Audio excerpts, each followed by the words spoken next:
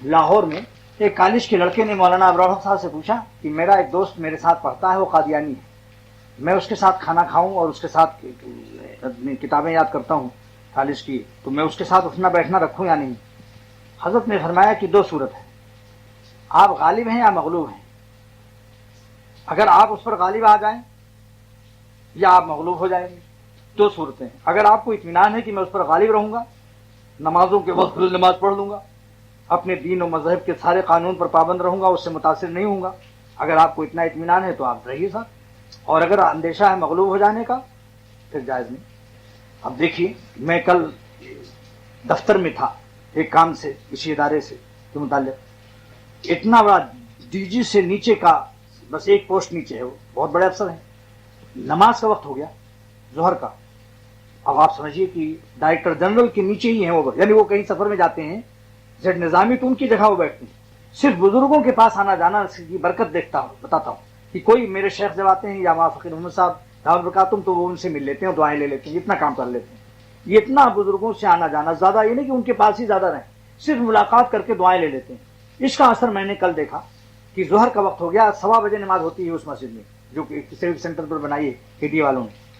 تو صاحب انہوں نے گھڑی دیکھ کر، اور بہت بڑا افسر ان کے سامنے بیٹھا ہوا اور ہائی کورٹ کے ایک جج بھی اس کے پہلے بیٹھے ہوئے تھے، اور وہ جناب ضروری فائلیں لیے بیٹھا ہوا، تو کیا کہا انہوں نے، وہ جملہ سن لیجیے سبق لینے کی بات۔ ان کا صاحب دیکھیے اب میں کوئی کام نہیں کروں گا، 1 بج چکے ہیں، مجھے فوراً جانا ہے مسجد، اب 1 منٹ میں نہیں دوں گا،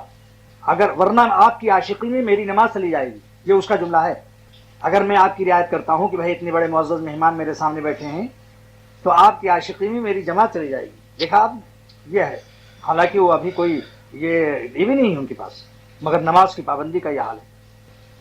پھر انہوں نے ہائی کورٹ کے جج سے کہا میرے سامنے، انہوں نے کچھ تعریف کی کہ صاحب میرے ایسا میں نے جواب دے دیا اور ایسا کر دیا، تو کیا کہتے ہیں میرے سامنے، دیکھیے بزرگوں کی چند دن کی ملاقات پر عقل سلیم اور فہم میں نور اتنا آتا ہے، کہنے لگے کہ آپ اپنی ذہانت پر ناز نہ کیجیے، آپ یہ کہیے اللہ تعالیٰ کی توفیق سے مجھے ایسے جواب دینے کی توفیق ہوئی، اللہ کی مدد، اگر خدا تعالیٰ رحم نہ فرمائے تو سب قابلیت دھری رہ جاتی۔ اب بتائیے یہ کتنا فرق ہو گیا کہ اللہ تعالیٰ کی توفیق سے ایسا جواب ذہن میں آ گیا۔ اپنی ذہانت کی تعریف مت کرو، جو ذہن کا خالق ہے اس طرف ان کی تعریف کرو۔ ایک کمہار مٹی کے پیالے بنا رہا، اگر کوئی بہت خوبصورت بن گیا تو اپنی تعریف نہ کرو، بنانے والے کی تعریف، ورنہ ناظم آباد 4 نمبر کے سامنے آنکھوں دیکھا حال، امریکہ کی ڈگری تھی، سائنس سے ایم اے کیا تھا اس نے امریکہ سے، اور وہ عمر بھی 45 سال کی رہی ہوگی، گٹر کا پانی گندا پیشاب پیخانے کا پینے لگا، اور سفینہ حجاج کے کپتان کے رشتہ دار سہیل صاحب جو سفینہ کے کیپٹن تھے اور تقریریں نشر کرتے تھے، میں نے خود ان کی تقریر سنی اس جہاز پر، ان کے عزیزوں میں سے تھے۔ میں نے پوچھا کہ اپنے نعمانی صاحب سے، کہنے لگے صاحب یہ بڑی بڑی ڈگریاں ہیں ان کے پاس مگر دماغ کا اسکرو ڈھیلا ہو گیا۔ کیا ناز کرتے ہو اپنی قابلیت پر کہ میں چھوڑ دو، اگر ذرا سی اسکرو اللہ ڈھیلا کر دے تو پاگل خانے میں چلے جاؤ گے، ساری قابلیت دھری رہ جاتی ہے۔ ایک عالم اور حافظ قرآن کو شاہ عبد الغنی صاحب رحمۃ اللہ علیہ نے ان کی عیادت فرمائی کانپور میں، بڑے اچھے عالم، بہت اچھے حکیم اور حافظ قرآن، ہر سال قرآن سناتے تھے، فالج گر گیا، حضرت ان سے ملنے کے لیے گئے، زبان سے بہت معمولی سا ایسے ہی نکلتا تھا ایک آدھ لفظ، ورنہ بول نہیں سکتے تھے فالج کی وجہ سے۔ کہنے لگے کہ آج ہم الحمد شریف قل اللہ بھی نہیں پڑھ سکتے جبکہ ہم نے پورا قرآن سنایا،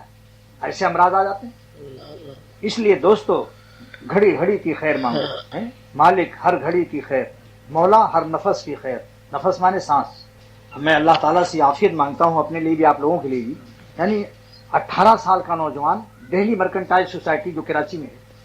اس کے بھائی نے مجھے بتایا کہ 9 لاکھ روپیہ میں نے 18 سال میرا چھوٹے بھائی پر خرچ ہو چکا ہے لندن میں،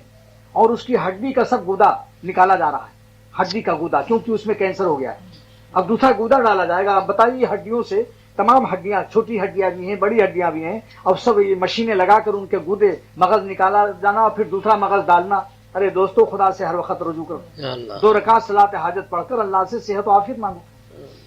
سب سے بڑی دعا،